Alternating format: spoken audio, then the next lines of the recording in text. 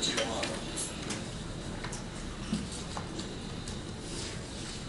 Out of the depths have I cried unto thee, O Lord.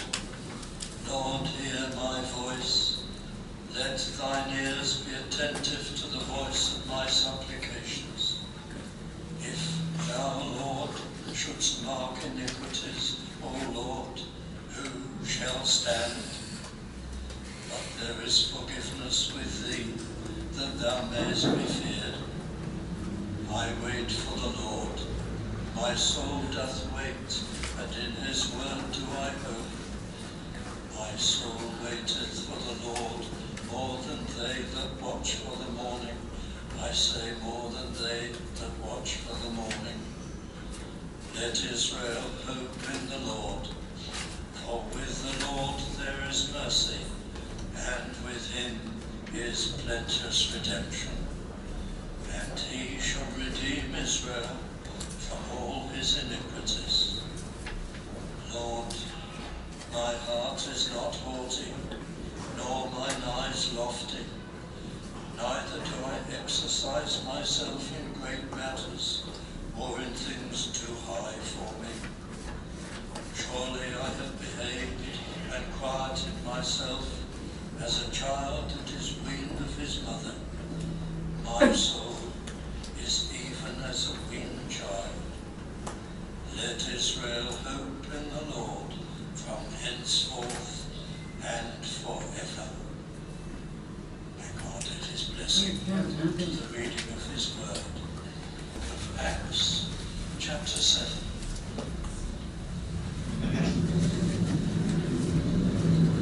Stephen before the Sanhedrin Council. Then said the high priest, Are these things so? And he said, Men and brethren and fathers, hearken.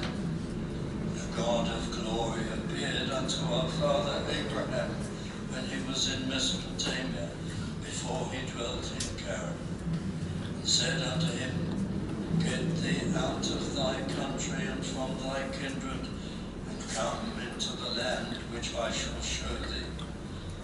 Then came he out of the land of the Chaldeans, and dwelt in Canaan, and from thence, when his father was dead, he removed him into this land wherein ye now dwell.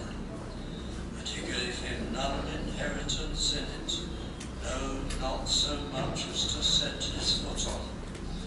Yet he promised that he would give it to him for a possession, and to his seed after him, when as yet he had no child. And God spake on this wise, that his seed should sojourn in a strange land, and that they should bring them into bondage, and entreat them evil 400 years. And the nation to whom they shall be in bondage will I judge, said God, and after that shall they come forth and serve me in this place. And he gave him the covenant of circumcision. So Abraham begat Isaac, and circumcised him the 8th day. And Isaac begat Jacob, and Jacob begat the 12 patriarchs. And the patriarchs, moved with envy, sold Joseph into Egypt, but God was with him, and delivered him out of all his afflictions, and gave him favor and wisdom in the sight of Pharaoh, king of Egypt, and he made him governor over Egypt and all his house. Now there came a dearth over all the land of Egypt and Canaan, and great affliction, and our fathers found no sustenance. But when Jacob heard that there was corn in Egypt, he sent out our fathers first, and at the second time Joseph was made known to his brethren, and Joseph's kindred was made known unto Pharaoh. Then sent Joseph and called his father Jacob to him, and all his kindred, 75 souls.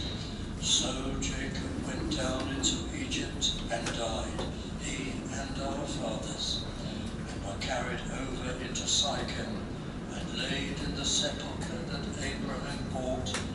sum of money of the sons of Emma, the father of Sycham. But when the time of the promise drew nigh, which God had sworn to Abraham, the people grew and multiplied in Egypt, till another king arose which knew not Joseph.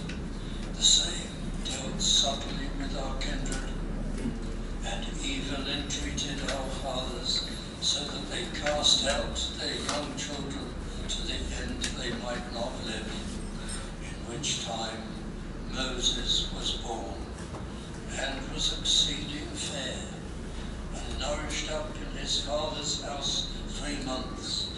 When he was cast out, Pharaoh's daughter took him up, and nourished him for her own son. And Moses was learned in all the wisdom of the Egyptians, and was mighty in words and in deeds.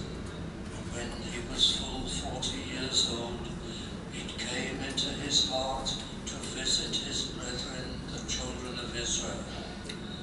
And seeing one of them suffer wrong, he defended him, and avenged him that was oppressed, and smote the Egyptian. For he supposed his brethren would have understood how that God by his hand would deliver them, but they understood not.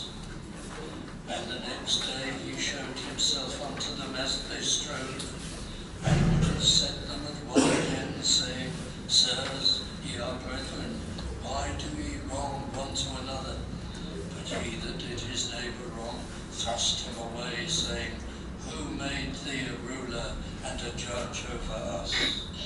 Wilt thou kill me, as thou didst the Egyptian yesterday?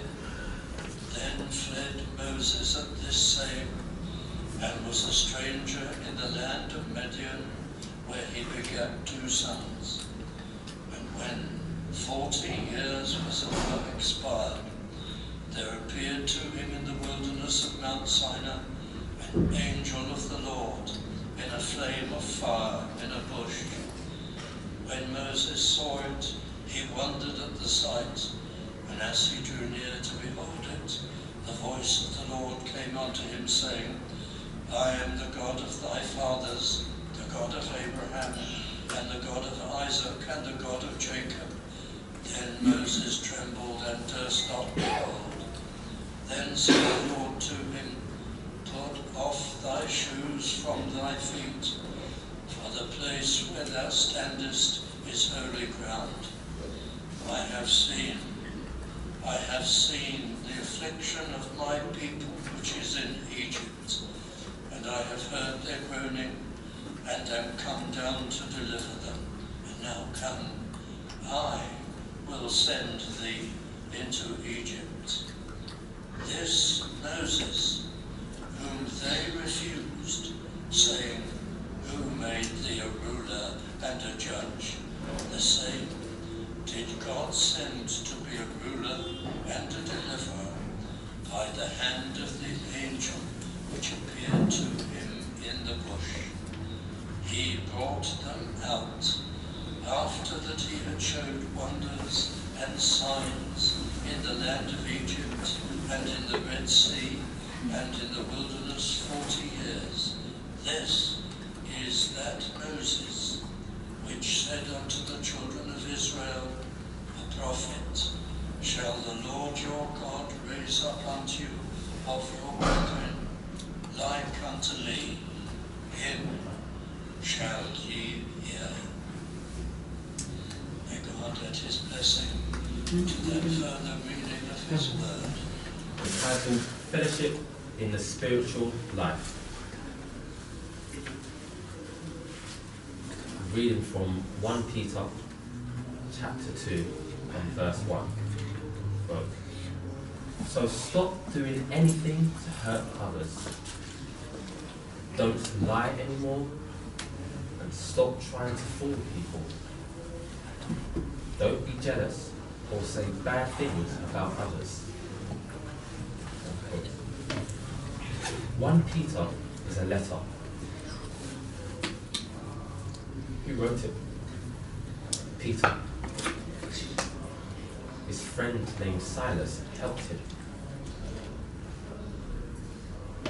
God gave Peter the words, but Peter did not have the skill with languages.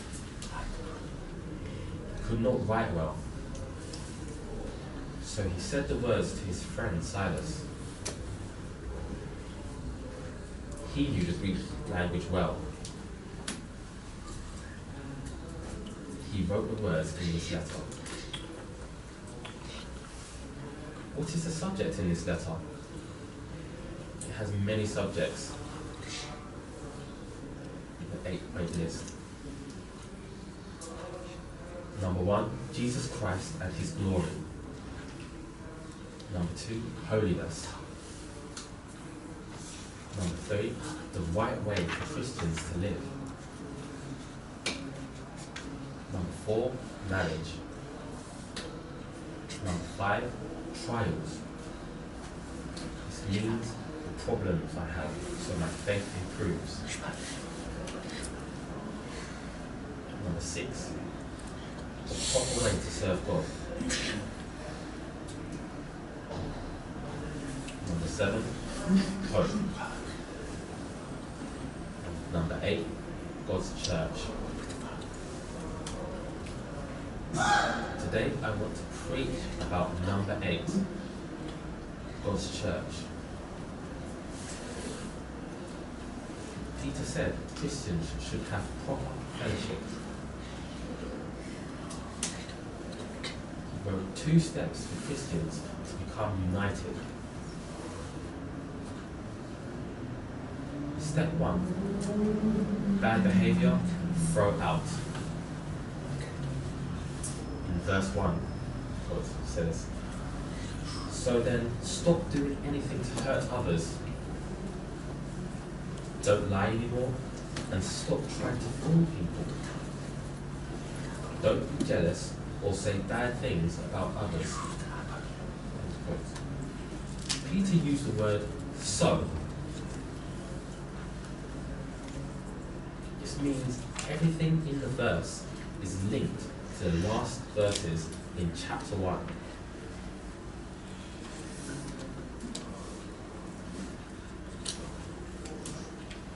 In those verses, Peter wrote how Christians should love each other. You should remember that when you read chapter 2.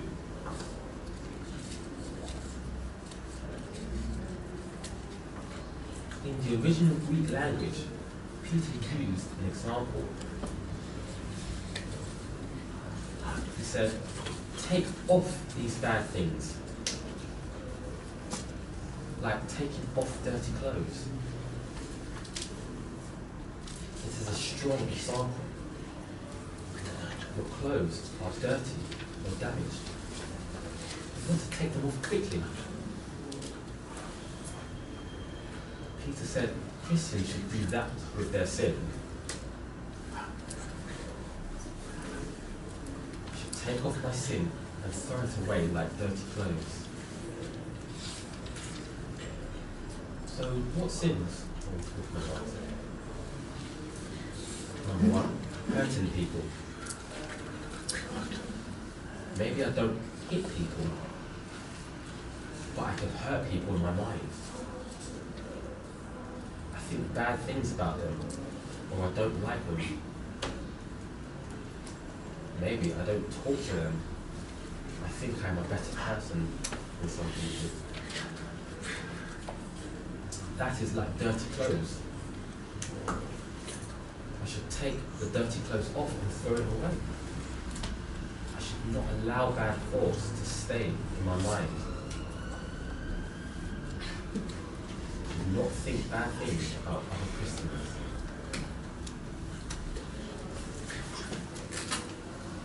Number 2, lies. This means exaggeration, excuses, small lies and big lies. I must throw them out. Number 3, fooling people. This means I'm a hypocrite. behave nice to people, but it is false. I am fooling them. They think I am a nice person, but I am not nice. I must throw that out of my life. Number 4, jealousy. I must be strict. I must not be jealous. That will spoil Christian fellowship. I must throw it out. And number 5, saying bad things. Sometimes I want to gossip or tell lies about someone. I like to criticize people too much. That is bad. I must throw it out of my life. When I throw those 5 bad things out, I can have better fellowship with Christian people. Also, I must try to do the opposite.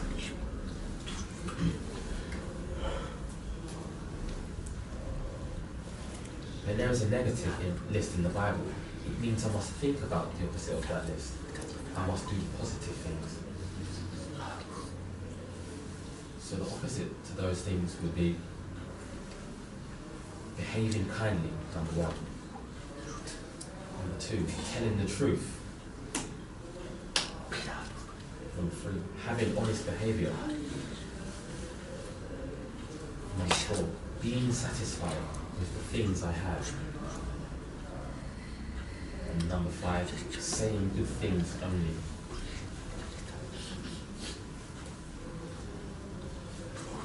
That is step number 1. I must throw out bad behavior. When can I follow this step? When I follow this step, I can have better fellowship with Christian people. Step number 2, want God's word.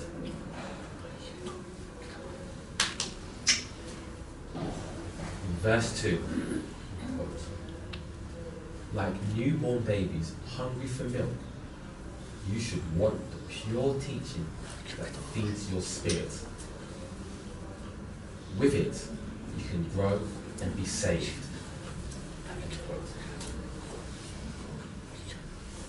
Peter said we should become like babies.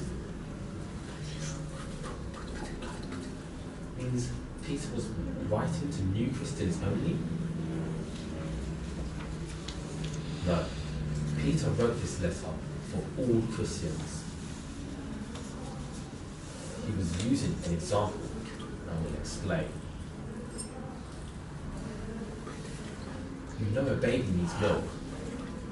A baby must rely on milk for life. If the baby does not get its milk, it is not satisfied. It cries.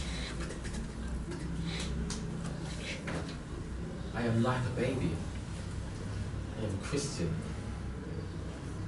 I must want the Bible. Same as that baby wants milk. If I don't read the Bible, I am not satisfied.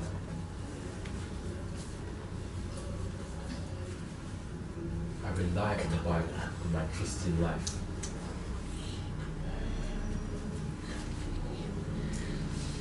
What is the Bible? The Easy Read Bible says it is pure teaching. The King James Bible says it is the sincere, which means honest, milk of the word.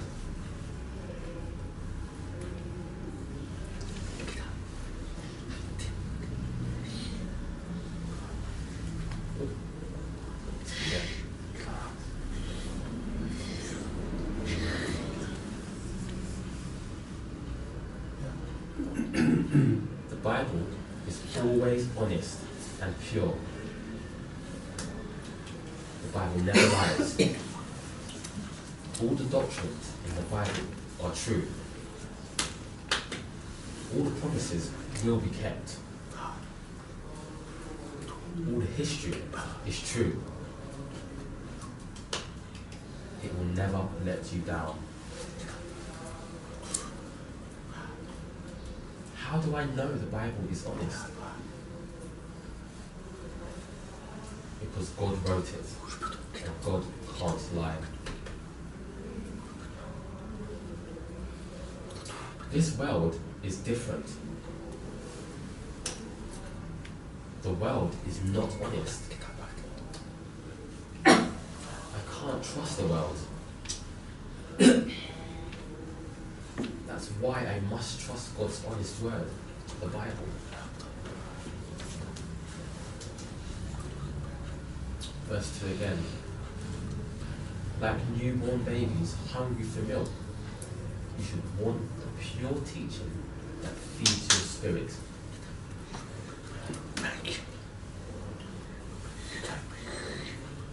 Do you want the Bible? How strong do you want it? The Greek word is very strong. Like a baby. The baby's hungry. It wants milk. The baby cries and cries. You can't stop the baby crying because the baby needs the milk. It needs milk for life. I need the Bible for life. I must feel hungry for the Bible like a baby. But sometimes it's hard to read the Bible. Sometimes I feel depressed or upset. I can't focus on the Bible. I read it, but I don't enjoy it. That is wrong. I should feel hungry for the Bible, like a baby that needs milk. But sometimes it's hard for me to read the Bible.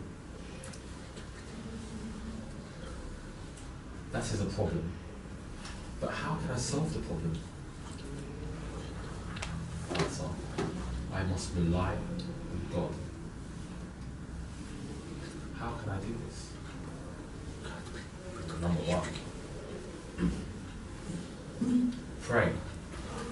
When I read the Bible, I pray and I ask God to help me understand and help me to love it. Number 2. I look for details about God. Search for information about what He has done and about His character, and will learn how He will treat me. Number 3. I look for God's promises in the Bible. Then I understand His plan and what He will do for me.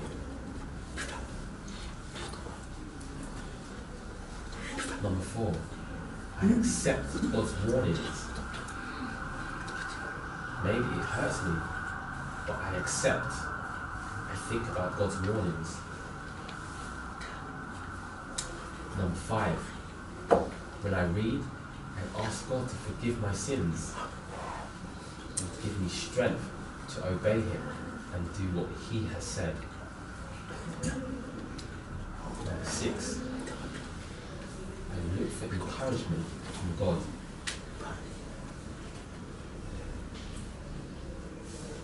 Number 7. I look for doctrines and teaching from God. And number 8. I look for information about Jesus and what He has done.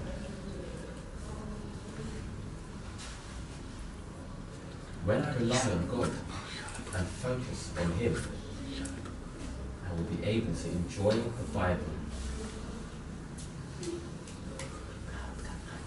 Then the Bible will help me and encourage me and give me life. I must remember, when I pray, I come alone to God.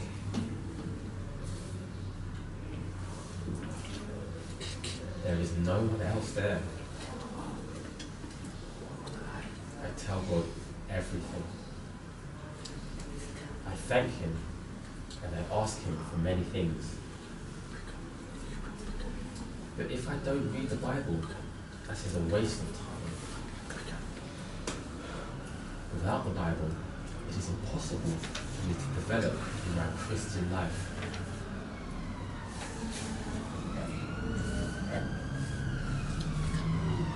Verses 2 and 3. With it, you can grow and be saved. You have already tasted the goodness of the Lord. People who already know God's grace can get a benefit from the Bible. Only them.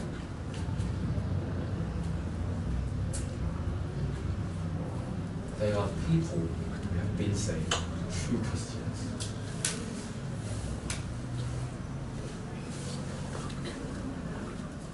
Other people who are not Christians, don't enjoy the Bible fully. Maybe they like the word in the style. Many people like the King James Bible style, but they don't get any spiritual benefit. They can't enjoy the Bible fully. Only true Christians can enjoy the Bible fully.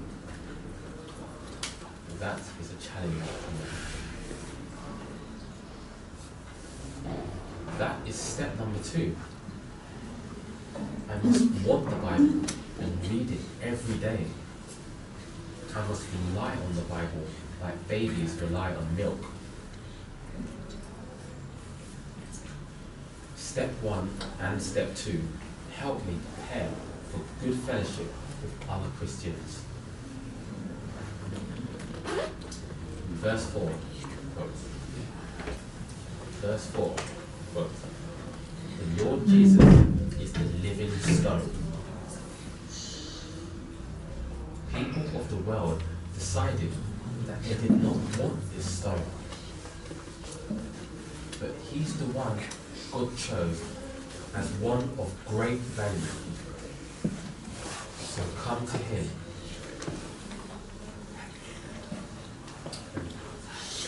God wants all his people to improve and develop. He does not want us to develop alone.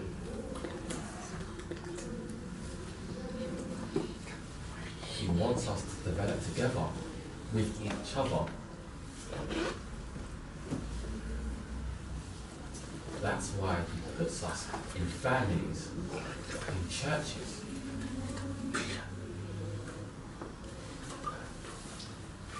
We must have fellowship with each other. That's why the 2 steps for fellowship are important. Peter said we must all come to Jesus. It means what? It means all Christians serve Jesus together.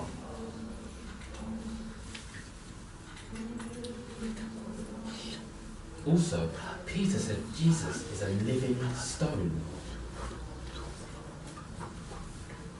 That is strange. I'll explain what it means. Number 1, Jesus is a stone. This means he is strong and sure. He is a foundation for my life.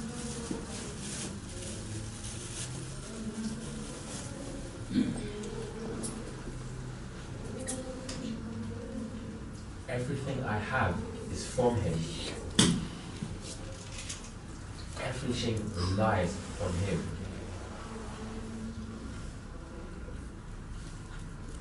Why? Because he died on the cross. God will forgive me and I can go to heaven because Jesus died. I owe my life to Jesus.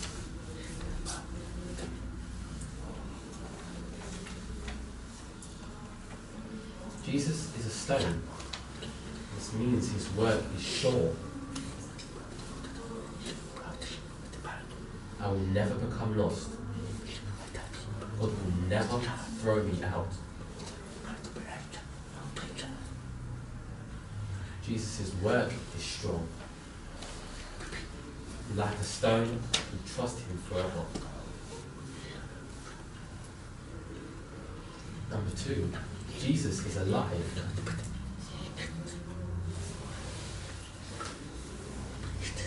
Means he did not stay dead in the grave.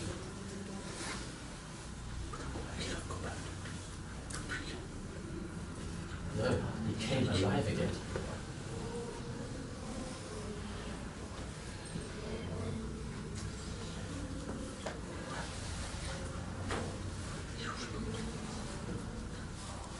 How? He was not a man only, he was God also.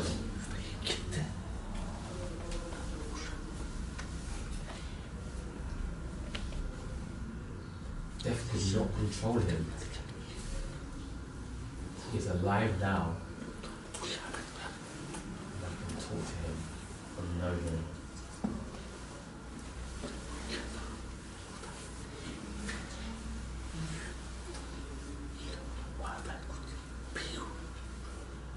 That's what Peter meant when he wrote that Jesus is a living stone. That number 1, he is sure and strong. And 2, he can help me. Verse 4, quote, the Lord Jesus is the living stone. The people of the world decided that they did not want this stone. But he's the one God chose as one of great value. In the Greek language, this verse is strong. Jesus said the people of the world rejected Jesus. It is strong. Reject.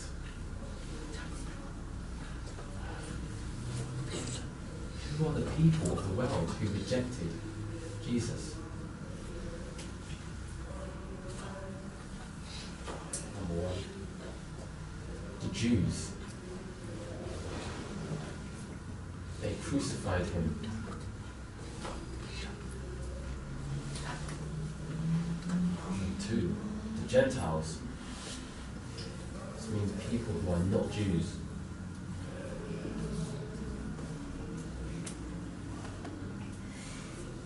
They worshipped idols and ignored Jesus.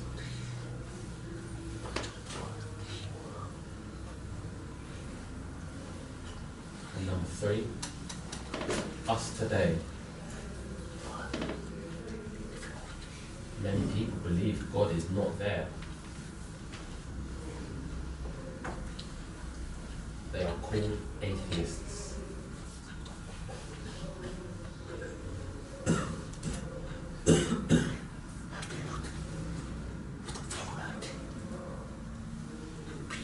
Everyone rejects Jesus. Before I become a Christian, I reject Jesus also.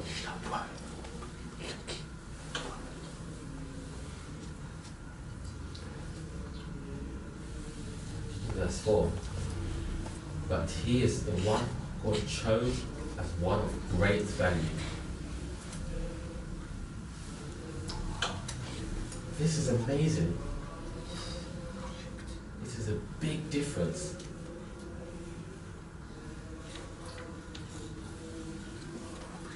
God does the opposite to me. I reject Jesus, but God chose him. My choice and God's choice are different.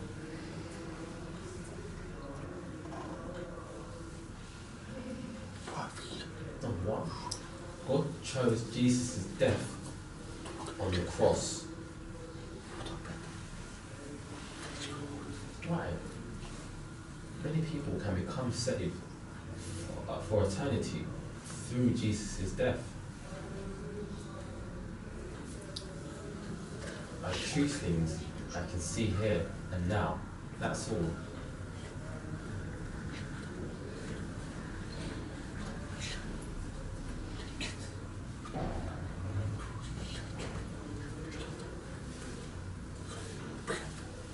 Number 2, God chose Jesus. He created everything. I choose the things Jesus created and worship them, but not him.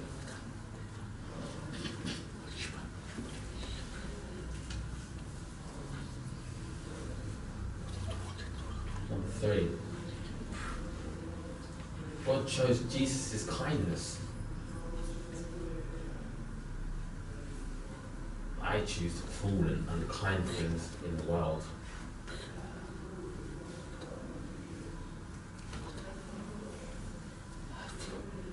Number 4, God chose Jesus because he died to buy people for himself.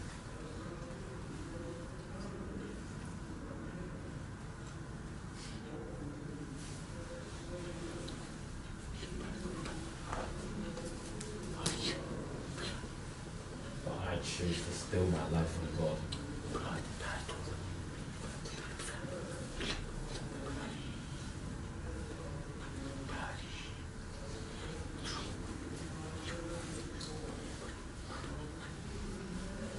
Number 5, God chose life for his people through Jesus' death.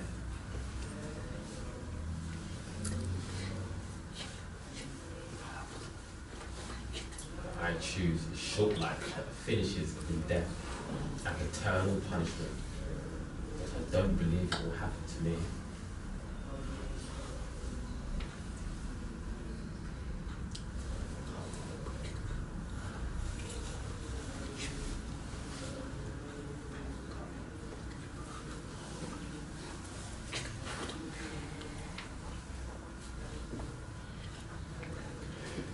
Before I am a Christian, I do the opposite to what God does. I choose the opposite.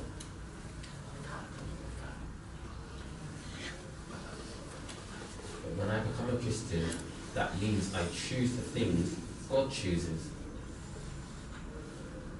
That's what it means to become a Christian.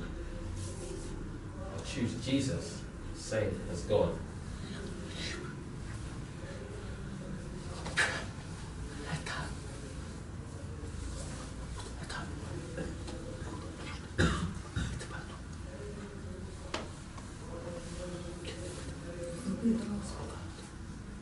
That's what it means to become a Christian.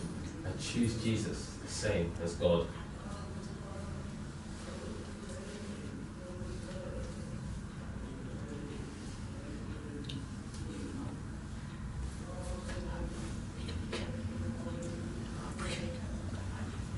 Verse 4 again.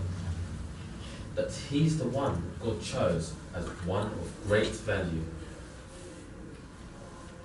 Jesus is valuable. The Greek word means Jesus is like a prize. You win and prize, and you keep it safe.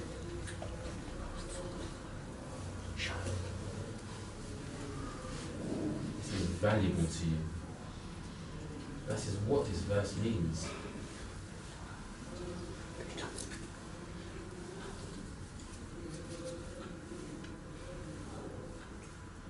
Jesus is valuable like a prize. I never want to leave Jesus.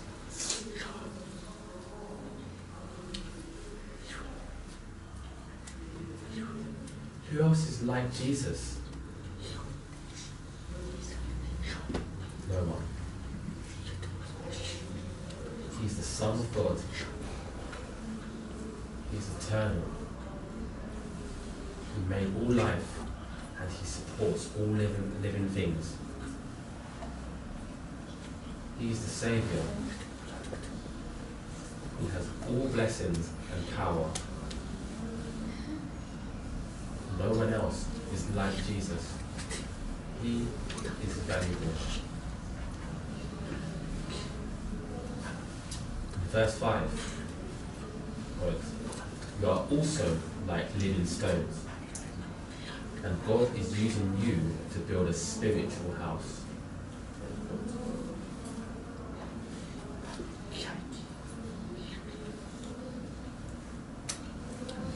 I am not like a stone. I am not strong and sure like Jesus.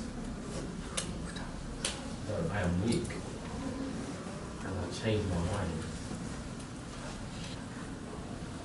Yes, but I rely on Jesus to become strong and sure like him, because I want to belong to him. I know God will never throw me out.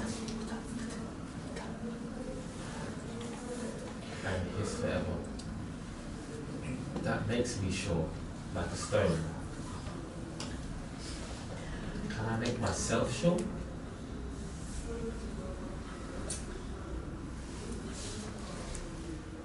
No. Only Jesus can do that. Maybe I sin. I make mistakes. This is bad. But it doesn't mean God gives up and leaves me. No, he will stay with me. Maybe he has to punish me to help me understand my sin is stupid.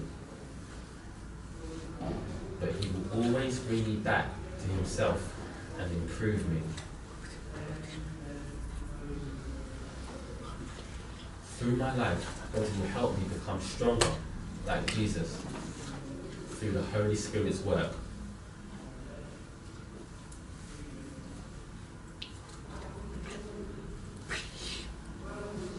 Peter said, I must become a stone first and become part of the church second.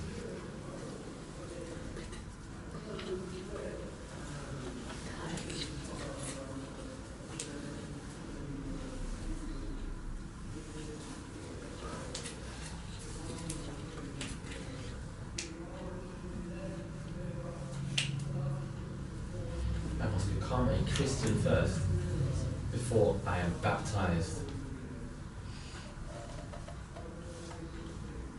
Before I become a church member. So I must be a stone, which is to become a Christian first. I come to church every Sunday, but maybe I'm not a true Christian.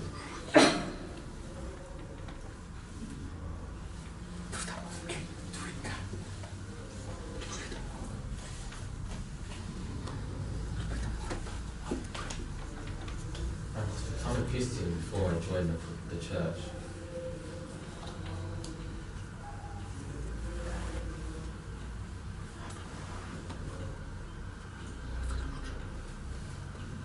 Like a house is built up using bricks or stones. The builder knows he must use stones or bricks. Or maybe the builder uses other cheap materials. When the house is finished, it will fall down.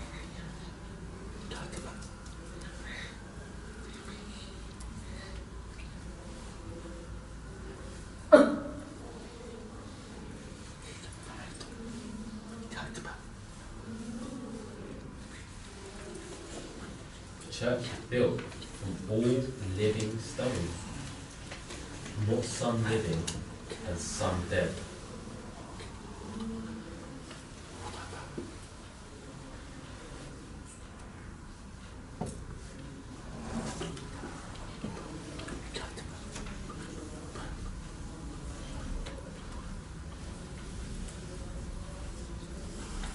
It means the church should not be mixed, some Christians and some not Christians.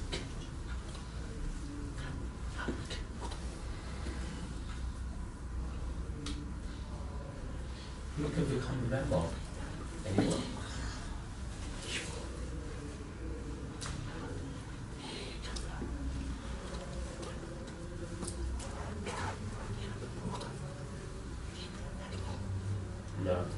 Only people who are true Christians know the Lord Jesus.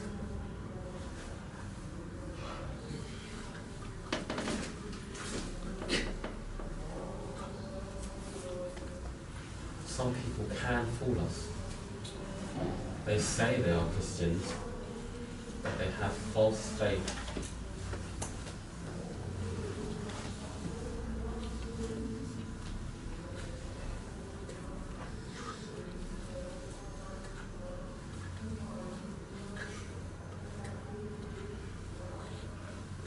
We must be careful and make sure only true Christians become members in the church. That is why we are very careful when we interview people to become members.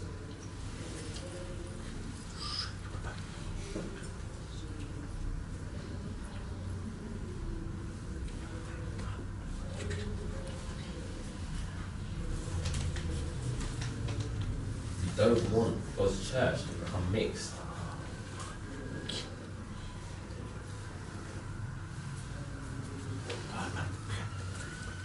We wait and watch people. We need to see if they have spiritual fruit.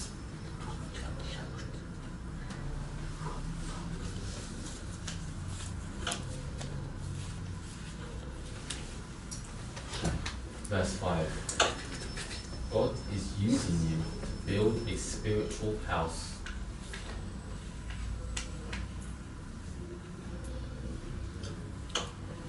A spiritual house means what? A temple. Temple. Example. The temple in Jerusalem. Sorry, is it? So it was at the temple. The temple. So an example. The temple in Jerusalem. That was a holy place.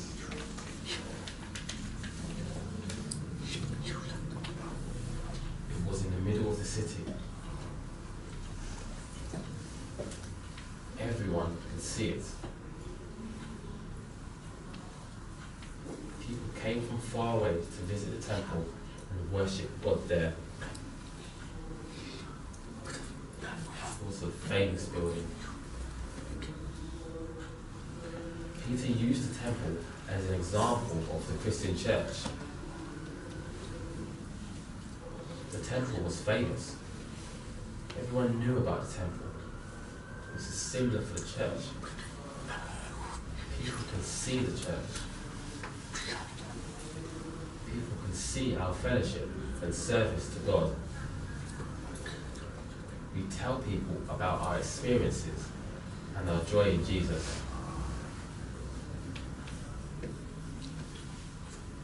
Tell them the gospel of what we believe. Every Christian person must witness at work or in college or wherever that is right. Christians must also work with each other and witness with each other in the church.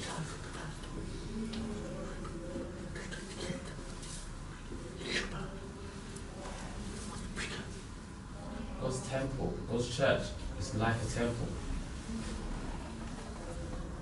The temple in Jerusalem was built carefully. Every stone fitted perfectly. The building was strong. There were no mistakes.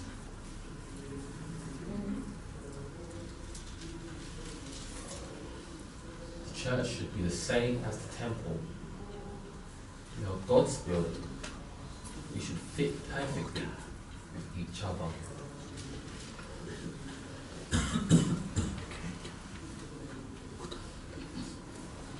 Different stones in the temple had different jobs. Some stones were pillars that supported the roof. Some stones were in the walls. And some stones on the outside were nice to look at.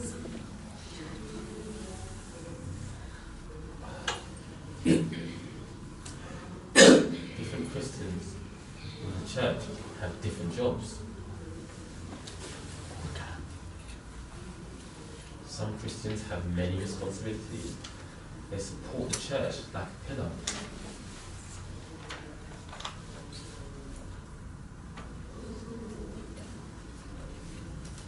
Other Christians have other jobs. We must all work together and support each other like a building.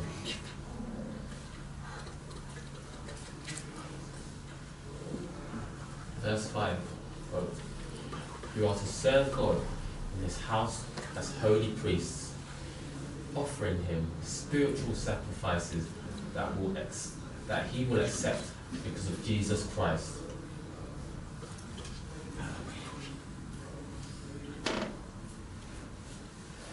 Peter used a second example. He said all Christians are priests. What is a priest? In the Old Testament, the priests were from a special Jewish family. They were the only people who were allowed to serve in the temple. All the other Jews came and listened to their preaching, got to benefit from the sacrifices. But only the priests worked in the temple. In the New Testament, all God's people are priests. This means what? Number one, the priests represented God to the Jews. This means that their priest's job, that was the priest's job in the Old Testament. They told the other Jews what God said.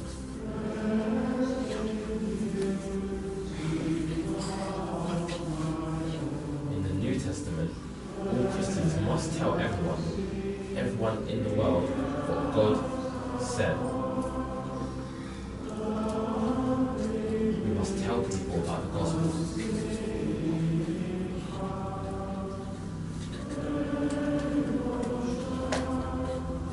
Number two, the priests represented man to God.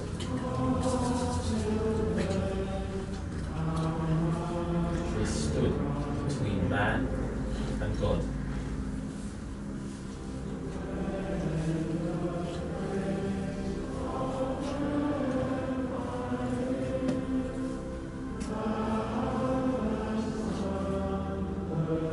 Communicated between them.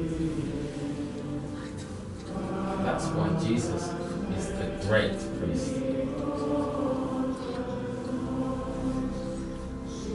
He stands between God and us, and His work is effective.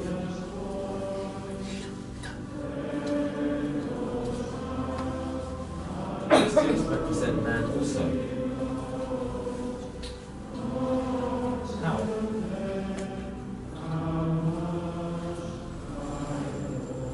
We pray for people. We ask God to save people. We ask for them because they do not want to ask for themselves.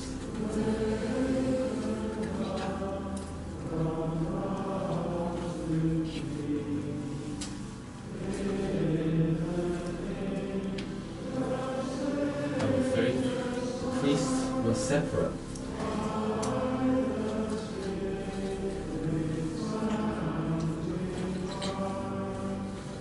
The priests in the Old Testament were separated from everyone else for special work. Christian people must become separate from the world so we can represent God properly.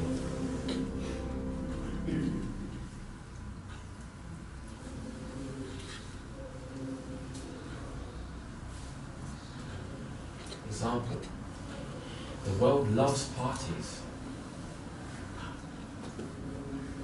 Should Christians go to parties? Should we have birthday parties for each other?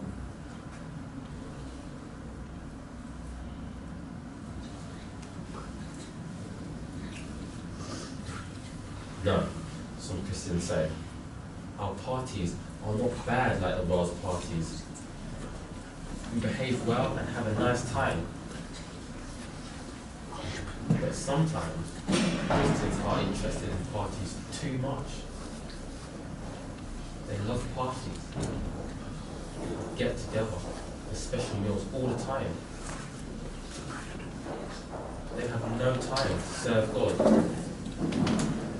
They go out on Sunday, or they go out on a Saturday evening, then they are tired on the Lord's Day. They just want to enjoy themselves. That's all.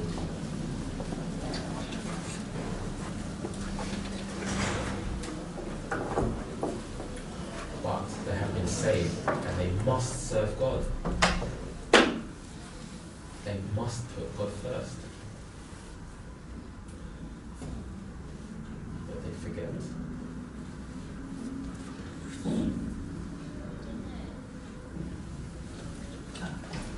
Can we have birthday parties for children?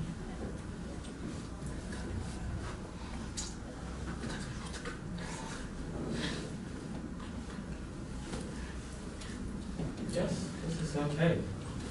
It's nice for children to have a good day on their birthday.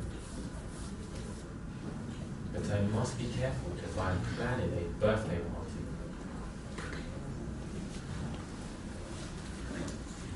I must make sure I don't focus on that and make it a big day. And focus more on adults and forget about serving God.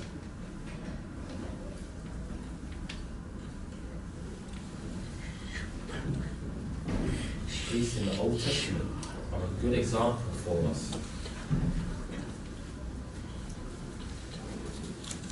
All the Jews had land and houses for their families, except the priests.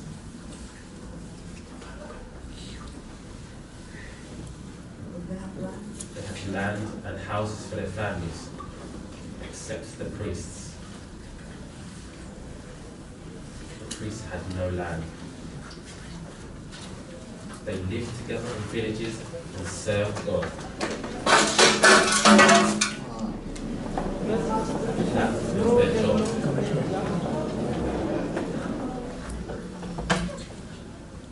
They were separate. They were different. And Christians should be separate also. We should not become involved in the things the world loves to do.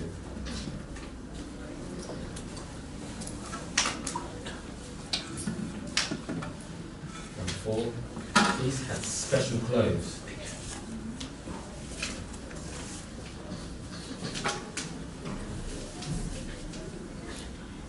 They had special clothes that showed they were special and they were serving God. Christians should not follow the world's fashions.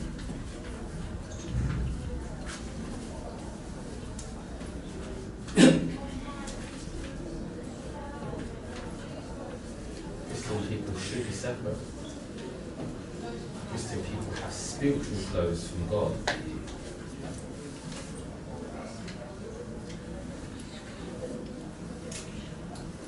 What are the spiritual clothes? I have graces from Him. I wear my grace like clothes.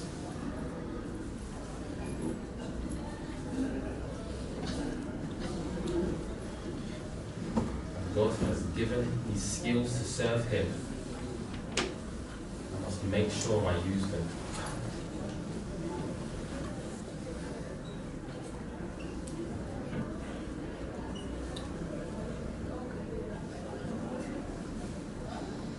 Number 5, priests were anointed.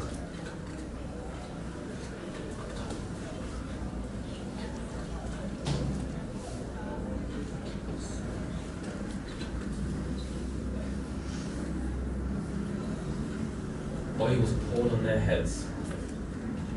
That was Jewish culture. It showed they had a special job from God. Every Christian is also anointed. With oil? No. Spiritually. God has chosen me to work for him. It means I serve God first, as he is important to me.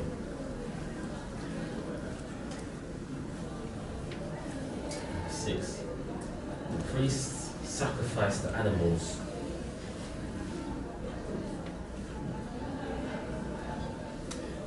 In the Old Testament, priests sacrificed goats, lambs, and cattle. That was to help the Jews understand that in the future, the promised one will die.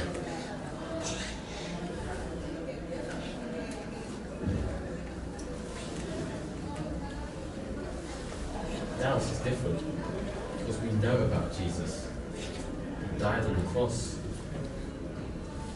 We do not need to sacrifice animals now, because Jesus has died.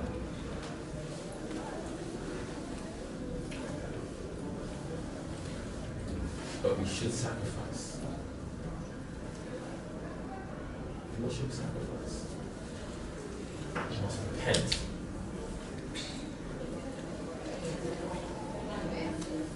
This means I am sorry for my sin, and I ask God to forgive me so I can live for him. When I repent, it's a sacrifice to God. It is something I give to him. I give up my sin. I don't say sorry, then I sin again. No, sacrifice.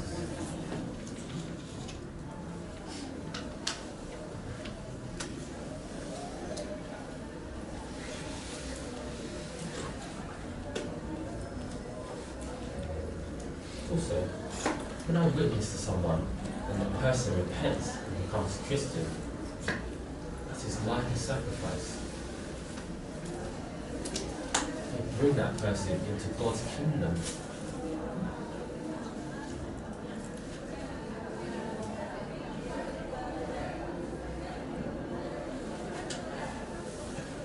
Number 2, thanksgiving.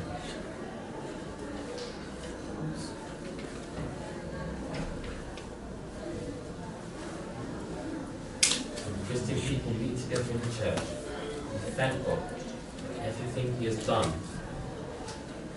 That is something we can give to him.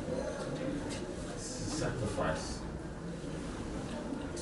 Verse 5, we quote, spiritual sacrifices that he will accept because of Jesus Christ. That is beautiful.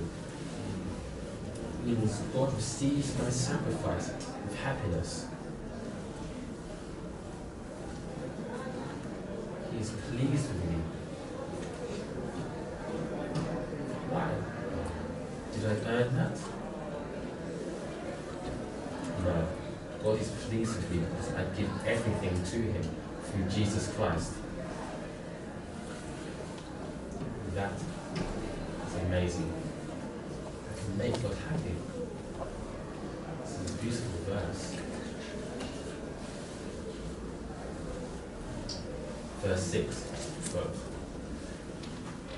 the scriptures say, look, I have chosen a cornerstone, a great stone.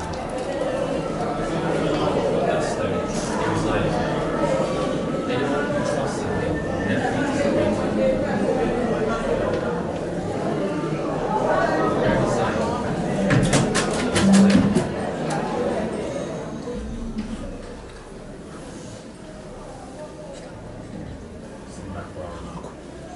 People who lived in the promised land before the Jews were Canaanites.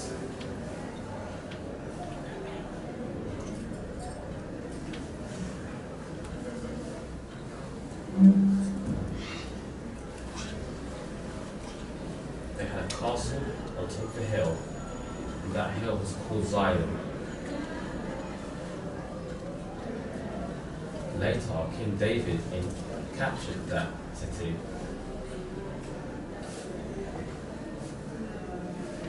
That hill became the Hill of David. That's where Jerusalem was built. So he names Zion also. The city of Jerusalem grew bigger and spread over another hill nearby.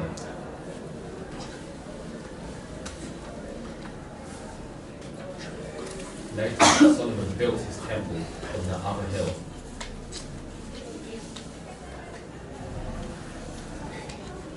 People called that hill Zion also. The whole of Jerusalem was called Zion.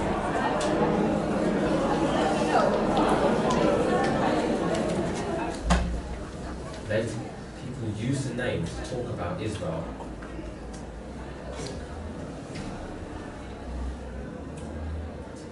The Jewish people, God's people. But the Bible also uses the name Zion to talk about God's true people.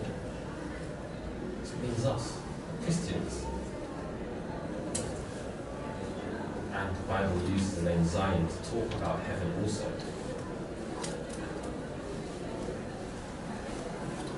That is God's eternal city. Zion means four things: Jews, Jerusalem, heaven, and Christians. So when God said he would put the valuable stone in Zion, he meant Jesus would be with his people very close.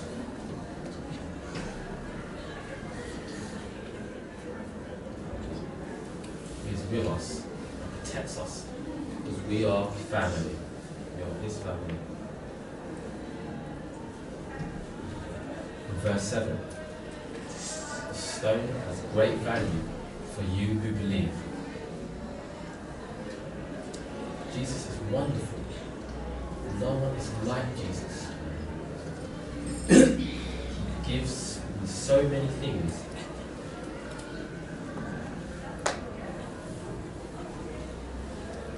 Number 1, eternal life. Number 2, light. This means I understand the Bible. 3, love. 4, freedom.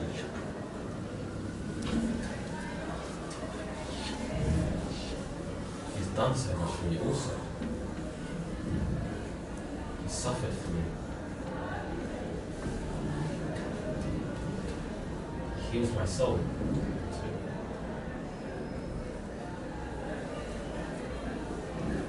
He's free, he changes me and makes me blessed. 4, he rules and leads his church.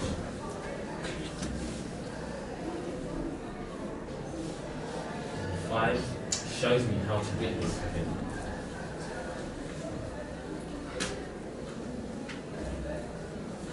6, he helps me when I am in trouble. He gives me strength. 7, he comforts me when I am in pain.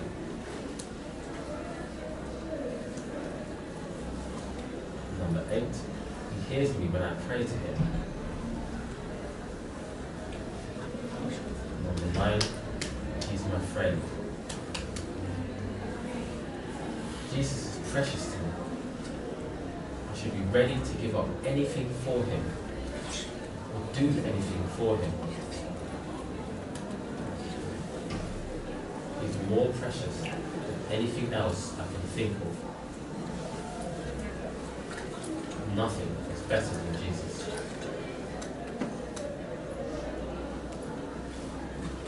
He's my foundation stone. This means he is strong and strong. I can be confident because he is my Saviour. We can work together with our Christian brothers and sisters because Jesus has made us all stones and brought us together like a big building to work for him and bring glory to him. May God help us all to serve him together and value Jesus more. Amen.